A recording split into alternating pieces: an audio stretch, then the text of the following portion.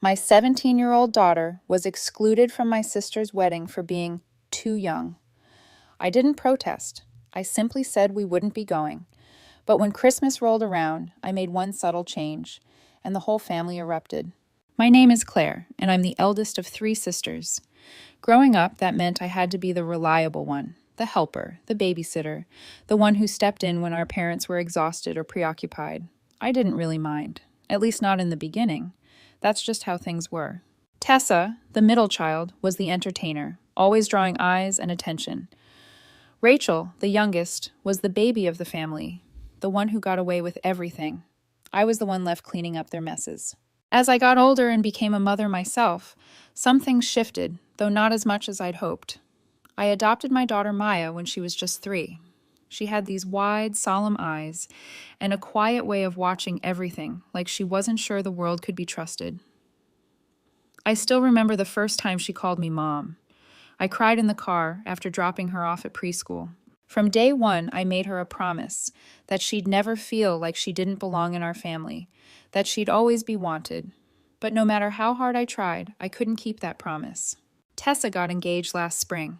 There was a big announcement, a giant diamond, and an even bigger Instagram post. I congratulated her, of course.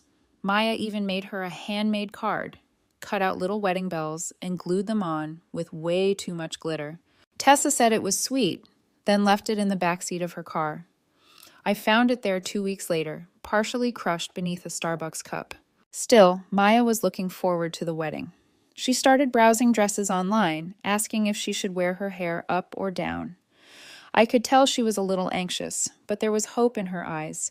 She just wanted to feel part of it. Then the invitation arrived in the mail.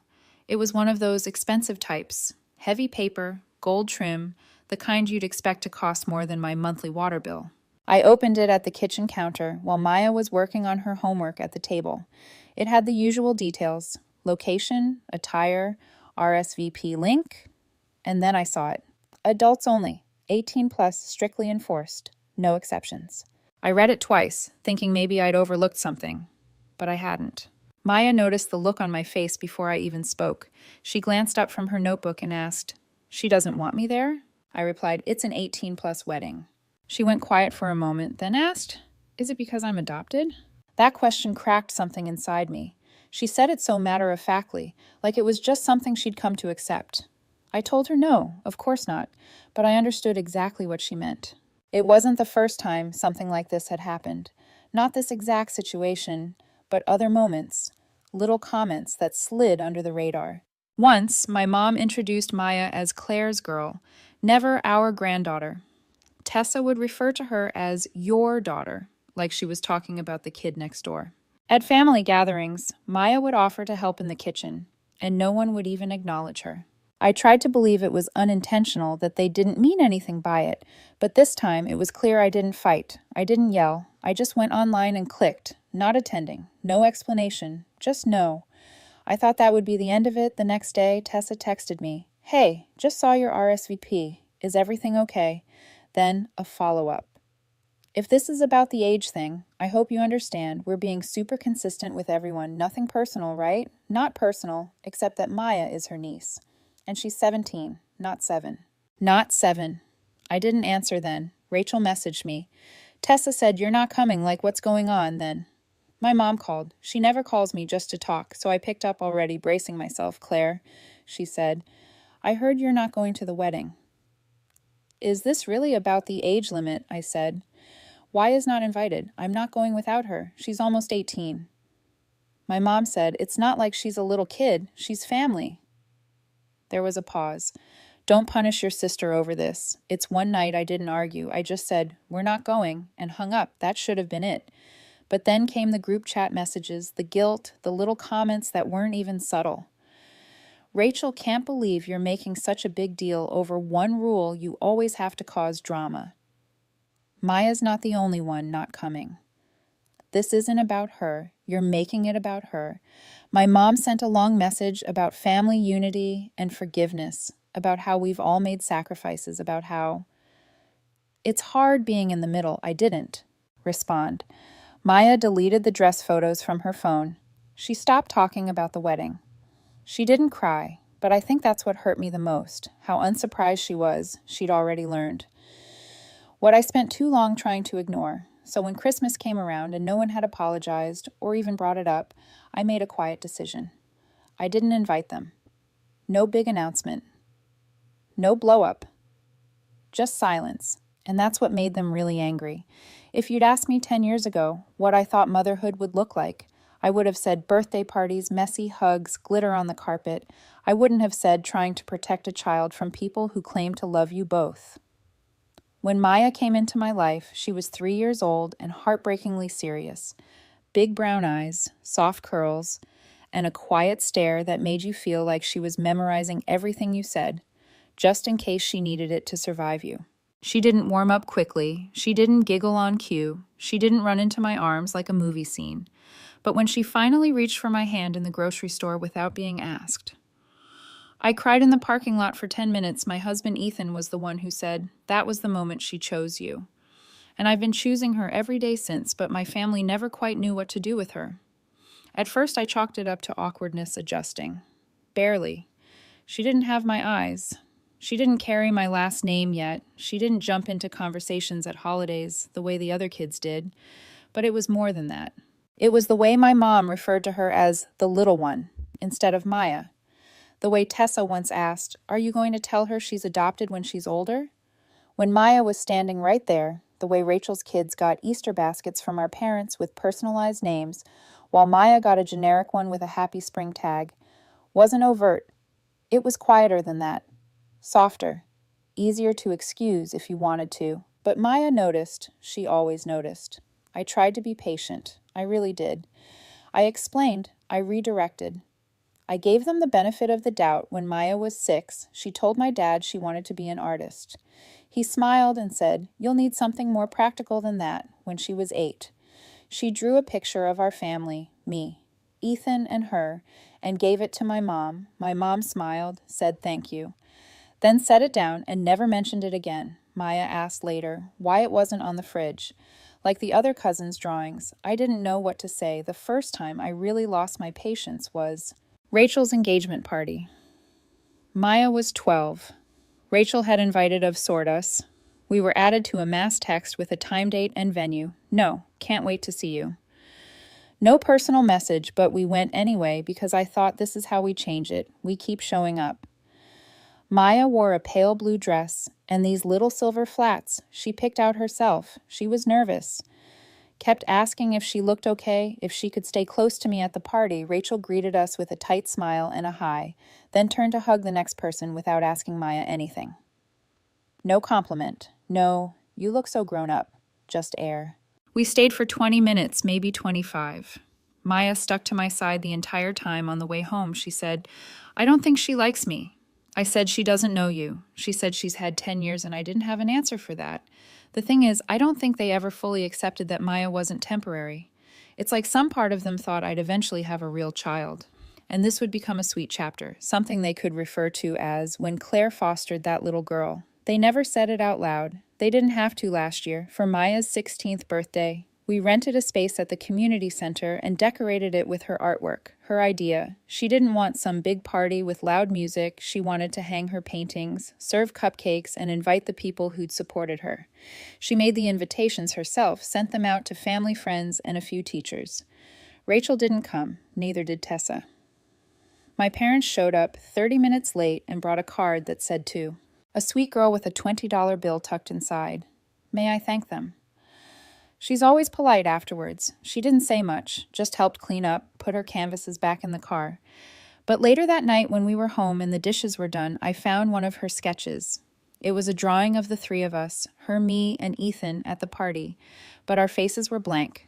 I think that's when I stopped hoping they'd change, not because of the card, or the late arrival, or the lack of effort, but because it didn't even hurt Maya anymore, not in the same way she'd stopped being surprised. And that scared me more than anything. So when the wedding invitation never came, not even a phone call or a conversation, just a silent exclusion, I knew what I had to do. I didn't beg, I didn't plead or try to negotiate. I simply told Maya we wouldn't be attending. She didn't shed a tear, just nodded quietly and said, "Okay." Later that night, she asked me, "Do you think they even realize we didn't go?"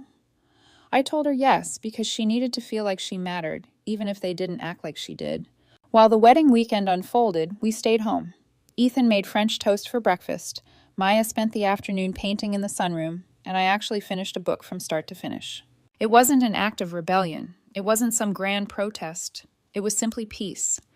And honestly, at first it felt foreign. That kind of silence makes you realize just how much noise you've grown used to over the years. I didn't miss the wedding. I didn't find myself wondering about the ceremony or what flowers they chose or whether the cake turned out. I thought about Maya instead, about how for so long she searched for their approval in every conversation, every holiday, every single family gathering, and how, little by little, they taught her not to expect it. Then I thought about the next holiday. For years, I had hosted Christmas out of duty, inviting them, feeding them, pretending their hollow smiles were enough. But this year, I decided not to. This year, I wanted something different. In early December, Ethan asked, "Should I go ahead and order the folding chairs?" I shook my head. No extra seats this time. He didn't question it. Maya didn't either. Then the family group chat lit up with, "Who's bringing dessert to Claire's this year? Should we arrive the night before like usual?" I didn't answer. I just let the messages pile up, unopened. I didn't make an announcement that I wasn't hosting Christmas. There was no dramatic speech, no bold social media post telling everyone to find another place for their passive-aggressive holiday cheer. I just stayed quiet. And somehow that silence became the loudest thing I'd ever done. Around December 15th, the messages started changing tone. Rachel wrote, "Claire, are we still doing Christmas Eve dinner at your place? Let me know what I should bring." Then Tessa chimed in, "We'll be 5 again. Let me know if Maya wants anything specific this year, if she's even going to be there this time." That one nearly broke me. If she's even going to be there this time. Like Maya was the issue. Like she was the one who failed, instead of the one who was deliberately left out. And for the first time in years, I didn't reply. I didn't scrub the house from top to bottom. I didn't pre-order a roast. I didn't haul out the extra folding chairs or drag the big dining table leaf from the garage. And when no one got a response, they started calling. First, it was my mom. I let it ring. Then Rachel. Then Tessa. Then my dad, who left a voicemail. "Claire, we just want to know what's going on. Your mother's upset. It's not too late to do the right thing." The right thing. As if opening my home to people who excluded my daughter was the righteous choice. As if feeding them could somehow fix the things they refused to even name. We didn't host anyone that year. Instead, Ethan and I made lasagna in our pajamas while Maya baked sugar cookies, shapes barely holding together. We stayed in, watched movies, opened presents early. We laughed more than we had in months, and for once, our holiday actually felt like home. No one walked on eggshells. No one had to translate pointed comments. No one got quiet when Maya entered the room. It was just us. And that's when the messages started to change. December 26th. Tessa, in the group chat. "I just think it's sad. We've all tried to welcome Maya, but Claire has made it impossible to connect with her." Rachel. "I mean, if you cut off family every time there's a disagreement, you'll end up with no one, Dad. The way you're handling this is cruel. I'm sorry. But it is. My mom sent me a photo of the Christmas tree at their house with the caption, 'It wasn't the same without you.' Maya would have loved her gifts." I didn't reply because they weren't gifts for Maya. They were guilt-wrapped invitations to come back and pretend everything was fine, and I'd done that for too long. A few days later, we got a card in the mail. No return address. But I knew the handwriting inside my mother had written. "I wish you'd think about the example you're setting. Maya will see how easily." You shut people out. That line stuck with me because I realized that's exactly what I want her to see. Not that love is disposable, but that love, real love, doesn't ask you to shrink yourself. It doesn't ask you to sit quietly while the people around you pretend your pain is too uncomfortable to acknowledge. Maya didn't ask about the messages, but I know she saw the tension. She's never been one to ask directly. She just watches, absorbs like she's still trying to figure out which parts of the world are safe. One night she was curled up on the couch with a blanket over her legs, sketching something. She paused, then said, "If I wasn't adopted, do you think they'd like me more?" The question hit harder than any of the text. I sat down beside her, sweetheart. I said they'd probably pretend better, but the way they treat people who aren't like them, that was never about you. She looked at me with those same serious eyes from the day I met her and said, I don't think I want them to like me anymore, and that was the moment I stopped waiting for an apology. A few days later, my father called again. I let it ring. Then he texted, your mother's not sleeping. She feels like she's lost you. We know we messed up, but that doesn't justify shutting everyone out. That's not who you are. I stared at that line for a long time. That's not who you are. I used to wonder about that, used to question whether I was being too cold, too sensitive, too harsh. But now I think this is who I am. Someone who finally knows what she will and won't tolerate, someone who knows that keeping peace at the expense of your child's dignity isn't noble. It's cowardice dressed up as tradition. The final straw came from Tessa. She sent a voice memo, one of those rambling ones, where people try to sound calm, but every sentence has a knife tucked inside. I just think it's sad, Claire. You always made such a big deal about how much you love Maya. But now it feels like you're using her as a shield, like anytime someone doesn't treat her like royalty, you cut them out. That's not healthy. That's not parenting. That's obsession. I didn't listen to the rest. I deleted the message and blocked her number because if loving Maya fiercely, completely is seen as obsession in their world, then yes, I'm obsessed. I'm wildly, unapologetically obsessed with protecting the person who needed me the most. And nothing they say will make me regret. That New Year's came and went quietly. Maya fell asleep before midnight with a half-eaten cookie on the couch. Ethan and I toasted with tea instead of champagne and watched fireworks on mute. He looked at me and said, Do you miss them? I thought about it. No, I said, I miss the idea of them, but that version never really existed. He nodded. Didn't say anything more, just reached for my hand. I don't know what will happen next. I'm sure they'll keep trying people like that. Don't go quietly. There will be more texts, more posts. Maybe one of them will show up at Maya's graduation next year, acting like nothing happened. But I've made my decision. There's no big showdown coming, no dramatic confrontation, just quiet distance. And sometimes that's the most powerful choice of all. It happened on a Thursday, cold, overcast. Quiet. I had just come home from work, still in my coat. When the doorbell rang, I wasn't expecting anyone. Ethan was working late. Maya was upstairs preparing a portfolio project for her college applications.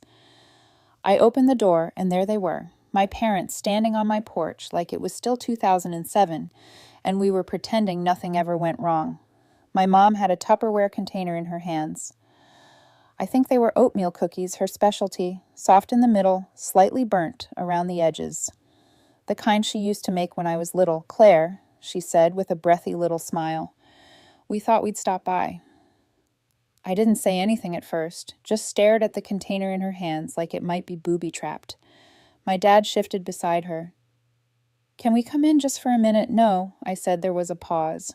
Surprise, maybe, but not long enough to matter. My mom tried to recover with another warm tone. We just wanted to talk. Things got heated, but we're still your family. She offered the cookies like a peace treaty. I didn't take them. That's when the smile started to falter. You don't have to be like this, she said, her voice tightening. We know it's been hard raising a teenager. Pushing everyone else away, my dad added. We tried to be patient. We gave you space. But this, you're going to lose your real family over a girl who's going to leave in a few months. My stomach clenched. She's 17, my mom said softly. She'll go off to college soon. And then what? You'll be alone. You'll regret this. I could hear the words underneath the words. This wasn't about reconciling. This was about control. And then my mother said it. The thing I think she'd always believed, deep down. I'm sorry, Claire, but she's not blood. She's not really one of us. She said it gently, like she was doing me a favor. Like she expected me to nod and say, You're right, I lost my way. Instead, I took a deep breath, stepped back, and said, You need to leave right now. My dad looked taken aback. Claire. No, I said louder. You don't get to come here with cookies and pity and act like this is kindness. You don't get to insult my daughter to my face and then wonder why I'm not inviting. You're going to regret this, my mom said again, her voice cracking now. When she leaves you, when she forgets about you, you'll see. Our door will still be open. You'll come back. You'll realize we were right. I didn't say anything. I didn't need to. I closed the door, locked it, and leaned against it until I couldn't hear their footsteps anymore. I told Maya the next day I wasn't going to. I didn't want her to carry their poison. But I've never lied to her. Not about anything important. She sat very still while I told her what they said about her leaving, about not being blood, about me crawling back one day. She didn't cry, but I could see it in her hands, how tightly she clenched them in her lap, how her shoulders stiffened. They really think I'll leave you, she said. No. I said they hope you will that way. I'll meet them again. She nodded slowly. They don't get to hope things about me, she said. I thought that would be the end of it. I should have known better because a week. Later, my cousin Sarah forwarded me an email that Rachel had sent to the extended family. It was long, rambling, passive-aggressive in the way only Rachel could be, but the point was clear. She told them I had abandoned the family for a girl who manipulated her way into Claire's life and isolated her from everyone else. She implied Maya had been difficult, distant, and ungrateful, that my relationship with her was unhealthy, that I was obsessed with protecting her from imaginary slights. It was vile and worse. It worked. People started reaching out. Aunt Linda sent me a text, asking if everything was okay. Uncle John reached out to Ethan to see if I was having some kind of breakdown. Then my second cousin, Chloe, left a comment under one of Maya's art posts. You're very lucky. Don't forget who gave you a home. Maya saw it, and I saw her see it. That was the final straw. I didn't write back. Instead, I compiled everything. Screenshots, old messages, photos, every unanswered invite, every moment of exclusion, every receipt I had saved over the years. I put it together like a case file, not emotional, not bitter, just facts. Then I wrote a letter, no anger, no theatrics, just the truth. I sent it out once, to our extended family only, with the subject line, for those who wanted the full story.